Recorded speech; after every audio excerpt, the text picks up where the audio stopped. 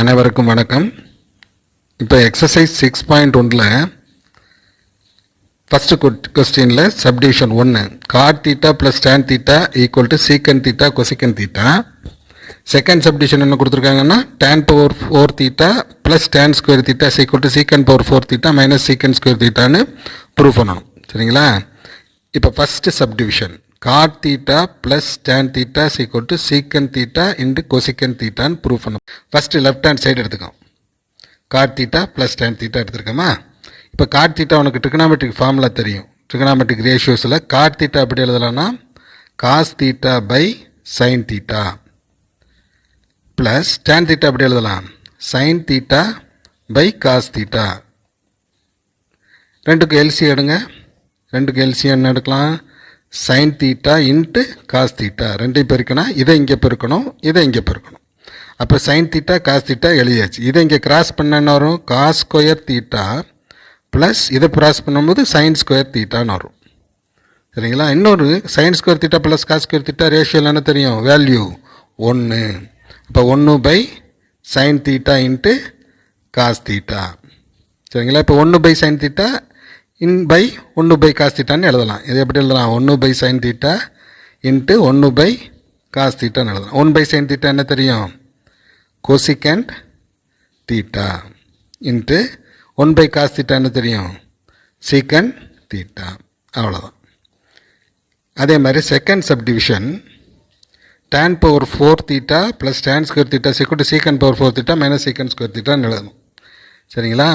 அப்போ tan power 4 theta left hand side எடுத்துக்கோங்க. tan power 4 theta plus tan square theta left hand side எடுத்திருக்கேன். இதை எடுத்து இதை ப்ரூவ் பண்ணணும். இப்போ tan ஸ்கொயர் இது ரெண்டுலேயும் காமனாக என்ன எடுக்கலாம் 4 இருக்குது, இங்கே 2 இருக்குது, இங்கே 4 இருக்குது, இங்கே 2 இருக்குது. அப்போ ரெண்டுலேயும் காமனாக tan ஸ்கொயர் தீட்டா எடுக்கலாம். tan ஸ்கொயர் தீட்டா எடுத்தால் என்ன வரும் இங்கே மீத 2 tan ஸ்கொயர் தீட்டா இருக்கும். இந்த tan ஸ்கொயரை வெளியில் காமனாக போனதுனால 1 இருக்கும். சரிங்களா?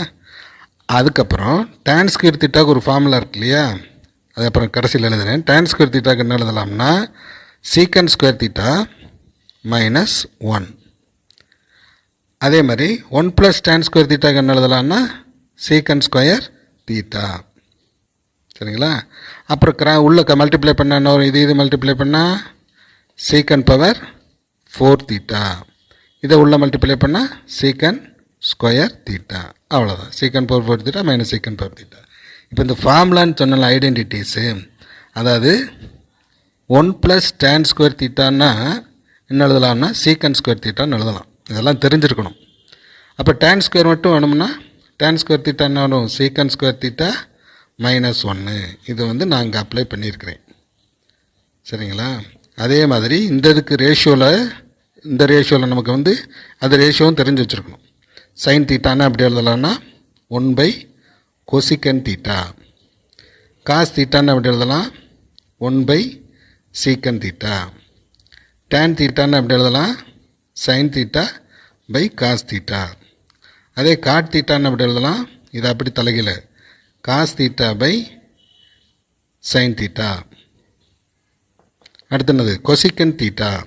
கொசிக்கன் தீட்டா இதை இங்கே கொண்டு போய் இதுக்கெல்லாம் இறக்கி விட்ற வேண்டியதான் 1 பை சைன் தீட்டா.